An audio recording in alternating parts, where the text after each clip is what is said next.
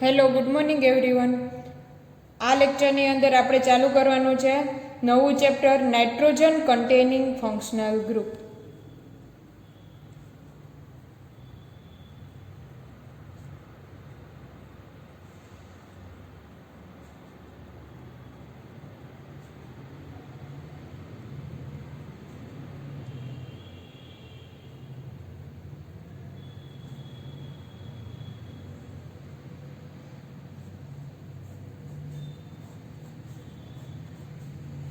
Nitrogen containing functional ગ્રુપની અંદર specially આપણે જોશું એમાઇન, બરાબર. ત્યાર પછી આપણે આગળ ડેરિવેટિવ નાઇટ્રોજનના એ જોશું. આપણે ચાલુ સ્ટાર્ટિંગ કરશું એમાઇનથી. Amines R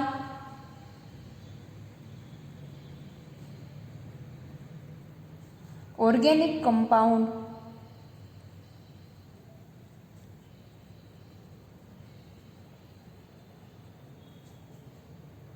derived from ammonia.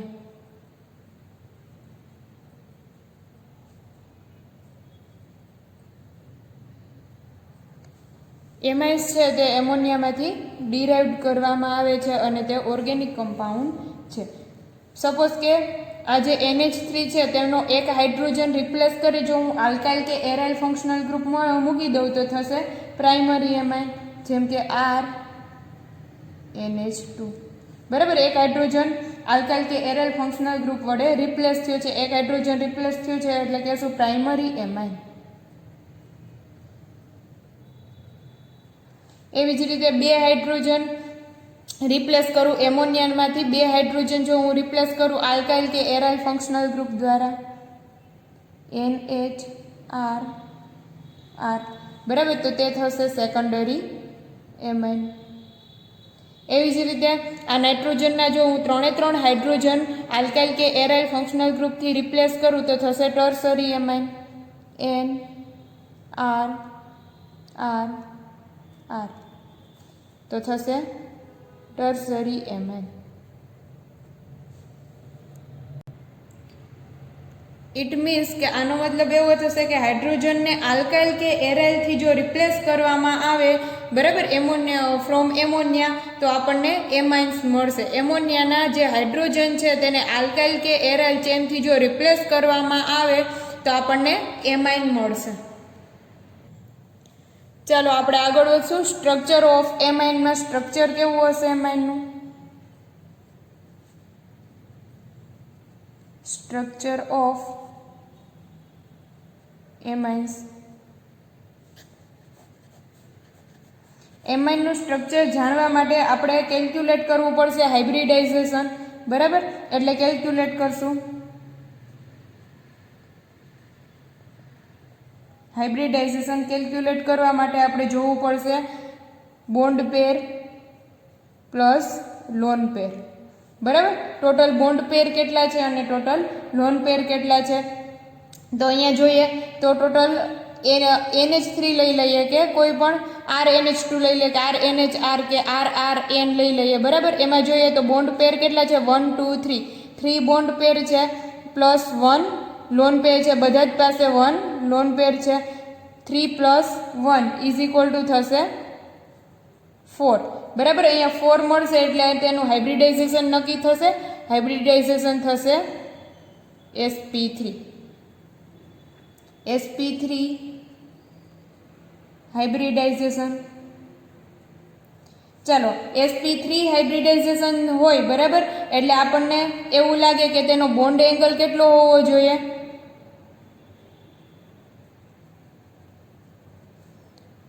હોવો જોઈએ કેટલો?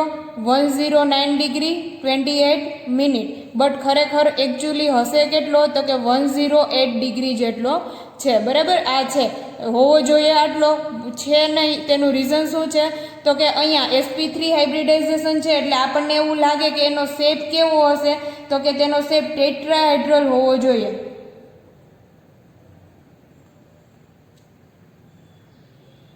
ટેટ્રાહાઇડ્રલ શેપ હોવો જોઈએ, બરાબર. બટ ટેટ્રાહાઇડ્રલ શેપ છે કારણ કે લોન પેર છે. લોન પેરને આપણે જીઓમેટ્રીની અંદર કાઉન્ટ કરતા નથી, બરાબર. એટલે જો અહીંયા શેપ જોવા જઈએ તો નાઇટ્રોજન અને અહીંયા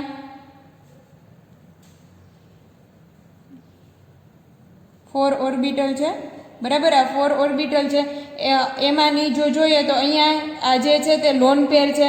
આ લોન પેરને જીઓમેટ્રીની અંદર કાઉન્ટ કરી શકીએ નહીં. Lone pair is not count to geometry.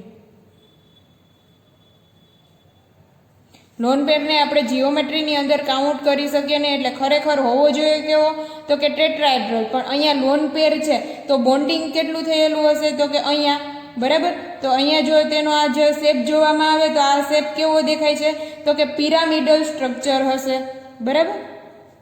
એટલે ખરેખર આ જે એમાઇન છે એમાઇનનું સ્ટ્રક્ચર કેવું હશે, pyramidal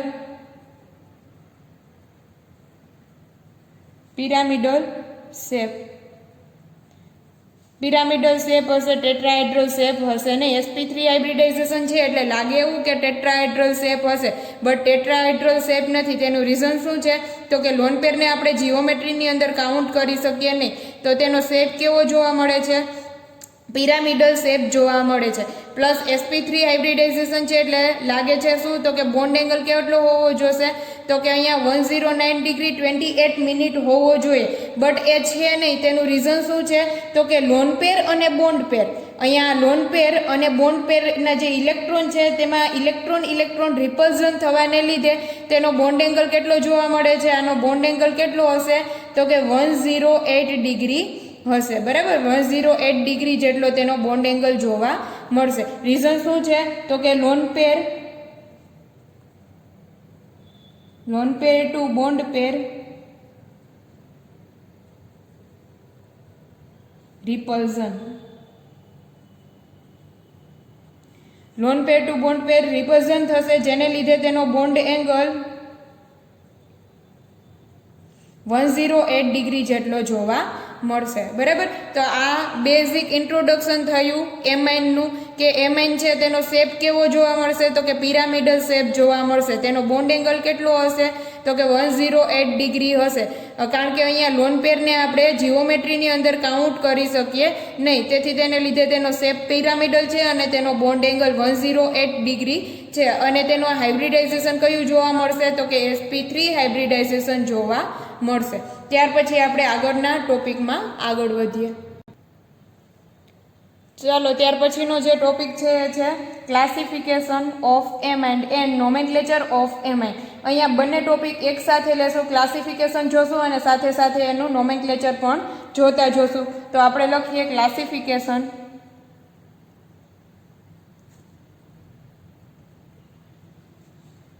and nomenclature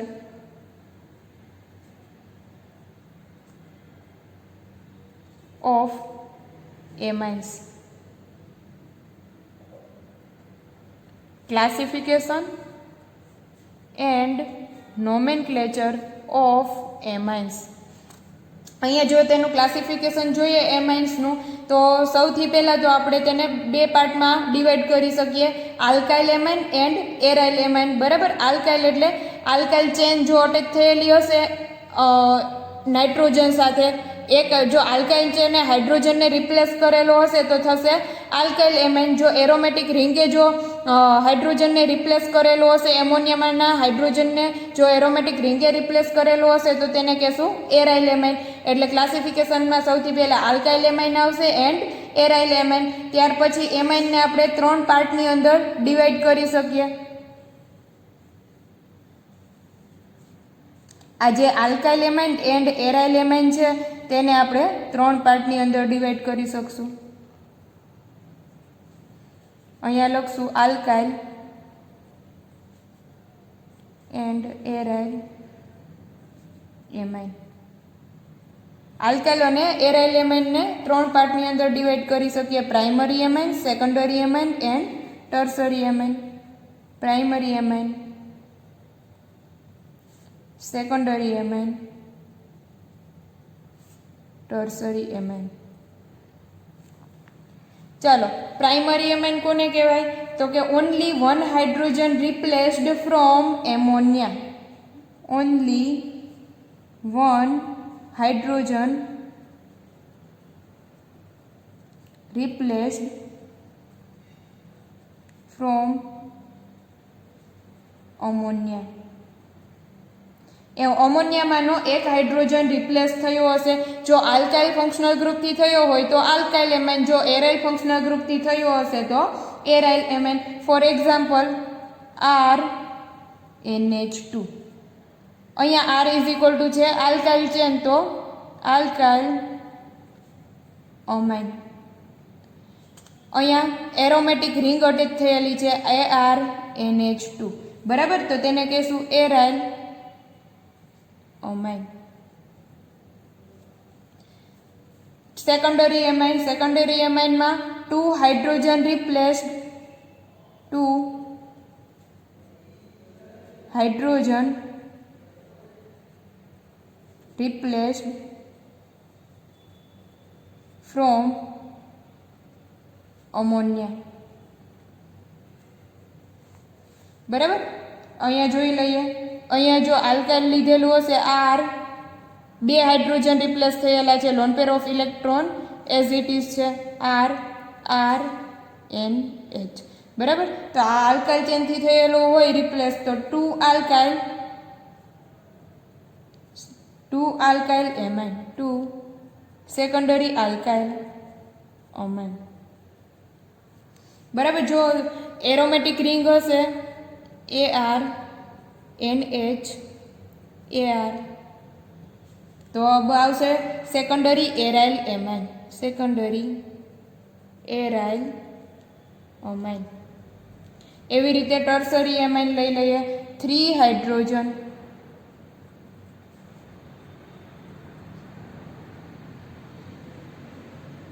hydrogen replaced from ammonia. લઈ લે for example NR, lone pair of electron as it is. અહીંયા R is equal to alkyl chain લીધેલી છે, tertiary alkyl amine. For example aromatic ring AR,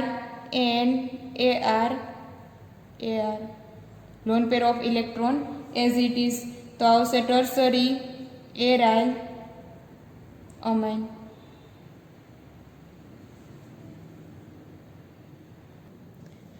ચલો, આ તો થયું classification. બરાબર, ક્લાસિફિકેશન છે 2 પાર્ટમાં ડિવાઈડ થશે, આલ્કાઇલ એન્ડ એરાઇલ. બરાબર, એરાઇલ અમાઇન, આલ્કાઇલ અમાઇન. અને ત્યાર પછી તેને ડિવાઈડ કરશું primary amine, secondary amine and tertiary amine. હવે આજે નોમેનક્લેચર સિસ્ટમ જોશું પ્રાઇમરી એમાઇન માટે, સેકન્ડરી એમાઇન માટે એન્ડ ટર્સરી એમાઇન માટે. સૌથી પહેલા ક્લાસિફિકેશન મેં 2 પાર્ટમાં ડિવાઈડ કરવાનું છે, આલ્કાઇલ એમાઇન, અરાઇલ અમાઇન. આ જે આલ્કાઇલ અને અરાઇલ અમાઇન છે તેને ફર્ધર 3 પાર્ટમાં ડિવાઈડ કરી શકીએ, primary amine, secondary amine and tertiary amine.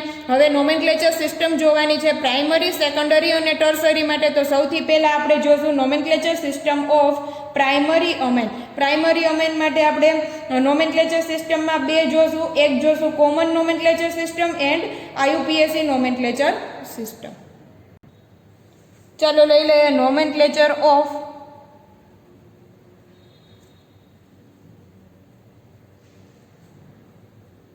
Primary amine. Nomenclature of primary amine. બરાબર, પ્રાઇમરી અમાઇન માટે લઈ લઈએ. તો અહીંયા જોશું તો આપણે નોમેનક્લેચરને 2 પાર્ટમાં ડિવાઈડ કરી શકીએ, કોમન નોમેનક્લેચર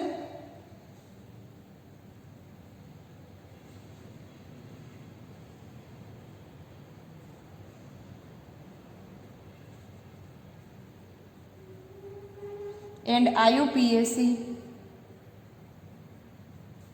nomenclature system. તો ચાલો લઈ લઈએ કોમન નોમેનક્લેચર. સપોઝ કે અહીંયા લખેલું છે RNH2, NH2 બરાબર. RNH2 લખેલું છે તો અહીંયા R ઇઝ ઇક્વલ ટુ હું લઉં કે આલ્કાઇલ ચેન છે તો હું આને કોમન નોમેનક્લેચર આનું થશે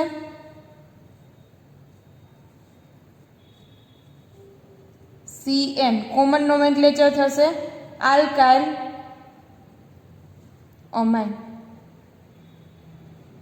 બરાબર, અથવા તો એમિનો આલ્કેન. જો આલ્કેનને પાછળ રાખીએ, જો આગળ લખીએ તો એમિનો એન્ડ જો એને પાછળ રાખીએ તો અમાઇન બરાબર. એટલે સપોઝ કે પ્રિફિક્સ જો લાગે તો પ્રિફિક્સમાં કહેવાય અમીનો અને જો સફિક્સ લગાડીએ તો સફિક્સમાં કહેવાય અમાઇન બરાબર. આલ્કાઇલ અમાઇન. હવે જોઈએ તેનું આયુપીએસી નોમેનક્લેચર જોઈએ. આયુપીએસી નોમેનક્લેચર થશે આલ્ક N amine.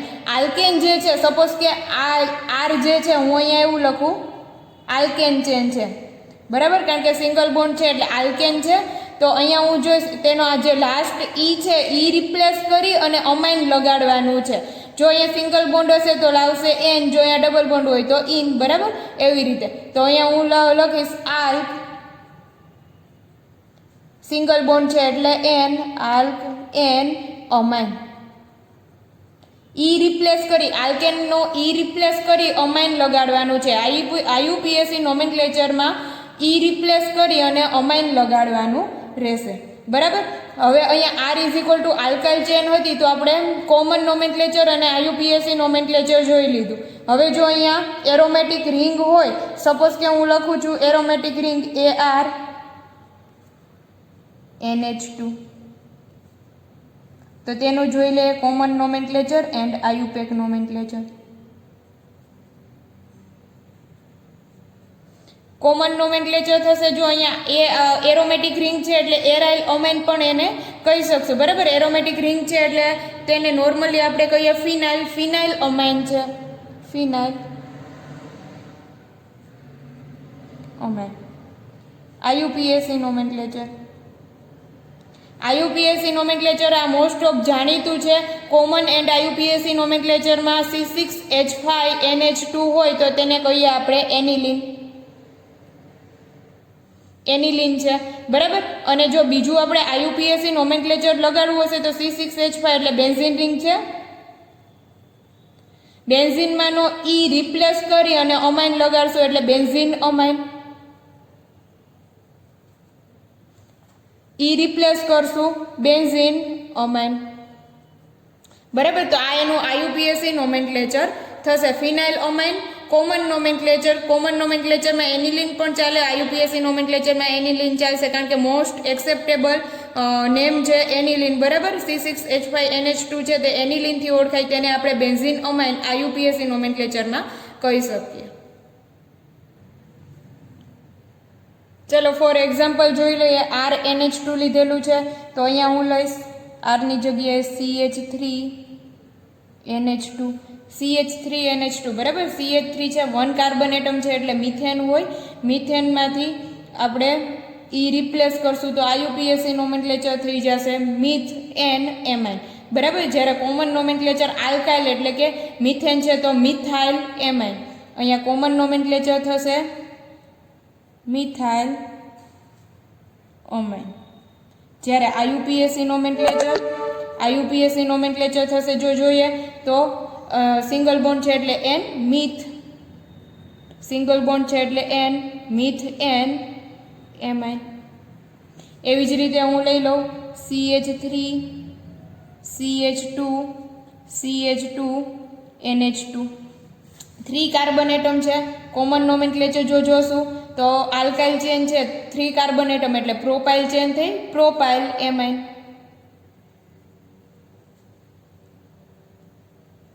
Propyl અમાઇન.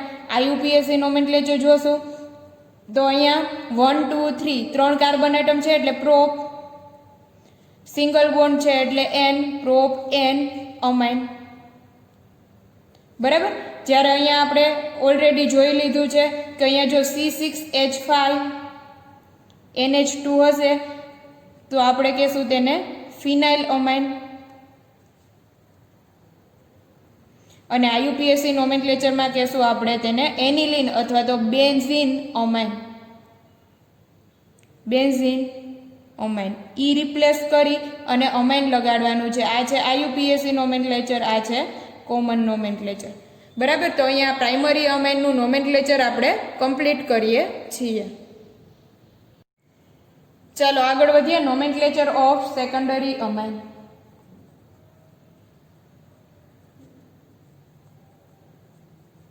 nomenclature of for secondary amine.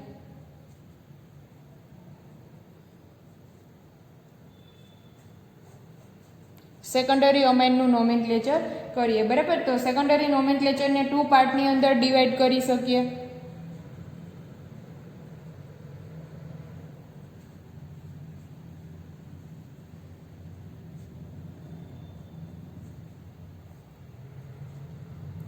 Simple અમાઇન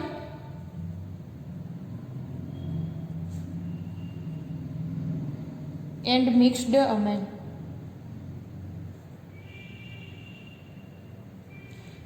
secondary amine જે છે તેને આપણે 2 પાર્ટમાં ડિવાઈડ કરશું. એક તો સિમ્પલ અમાઇન એન્ડ સેકન્ડ જે છે એ છે મિક્સ્ડ અમાઇન. સિમ્પલ અમાઇન કોને કહેવાય?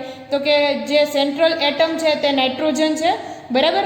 અને સેકન્ડરી અમાઇન કોને કહેવાય? તો કે 2 હાઇડ્રોજનનું જો રિપ્લેસમેન્ટ આલ્કાઇલ કે એરાઇલ ફંક્શનલ ગ્રુપથી થયું હોય તો આપણે તેને કહી શકીએ સેકન્ડરી અમાઇન. બરાબર.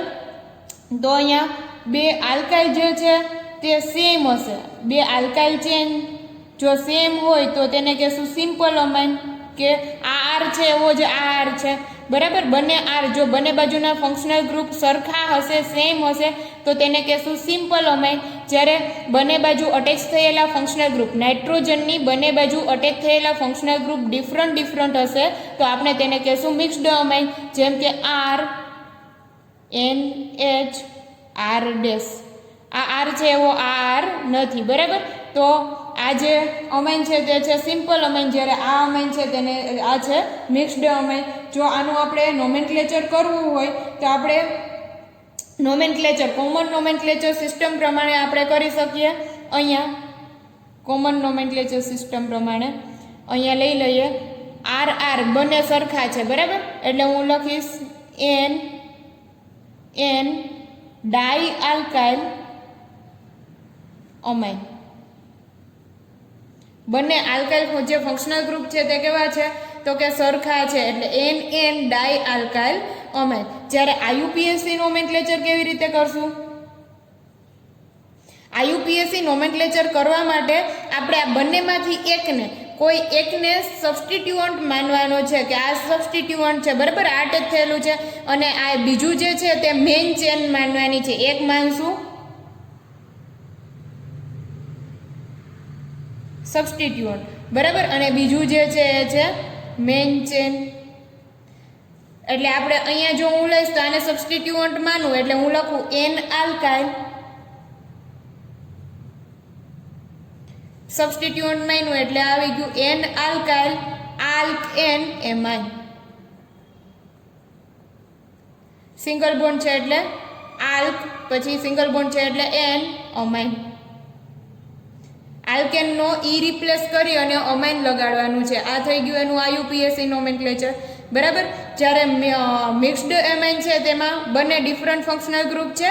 એટલે હું જ્યારે કોમન નોમેનક્લેચર કરીશ ત્યારે લખીશ એન આલ્કાઇલ બંને અલગ અલગ છે એટલે મને ખબર નથી. N alkyl amine. બરાબર. જ્યારે કોમન આયુપીએસસી નોમેનક્લેચર કરશું ત્યારે એન આલ્કાઇલ આ બંનેમાં ખાસ યાદ રાખવાનું છે કે જે નાની ચેન અટેચ થયેલી હોય. બરાબર. આરમાંથી આર અને આર ડેશમાંથી જે નાની ચેન અટેચ થયેલી છે એ નાની ચેનને આપણે સબસ્ટિટ્યુઅન્ટ માનવાનું છે. અને જે મોટી ચેન છે એની સાથે આપણે અમાઇન લગાડવાનું છે. તો નાની ચેન અટેચ થયેલી હશે જ્યારે આપણે ફોર એક્ઝામ્પલ કરશું ત્યારે કહીશ. અત્યારે તો રહેશે એન આલ્કાઇલ આલ્કેન આલ્ક એન અમાઇન. બરાબર. ફોર એક્ઝામ્પલ લઈ લઈએ. ચાલો ફોર એક્ઝામ્પલ લઈ લઈએ. અહીંયા આર અને આર બંને સરખા રાખીએ એટલે હું અહીંયા લઉં છું CH3 NH3 બંને ફંક્શનલ ગ્રુપ સરખા છે, બરાબર. તો આનું કોમન નોમેનક્લેચર થશે NN ડાયમિથાઇલ અમાઇન, NN ડાયમિથાઇલ અમાઇન. જ્યારે IUPAC નોમેનક્લેચર થશે, IUPAC નોમેનક્લેચર અહીંયા કરવા માટે બંને ફંક્શનલ ગ્રુપ સરખા છે એટલે અત્યારે અહીંયા જોવાનું છે નહીં, બરાબર. એટલે આપણે લખશું એકને આપણે ગણી લઈએ સબસ્ટિટ્યુઅન્ટ, બરાબર, અને બીજું જે છે એ છે મેઇન ચેન છે કે આ સબસ્ટિટ્યુઅન્ટ એડ થયેલું છે એટલે હું લખું અહીંયા N મિથાઇલ N મિથેન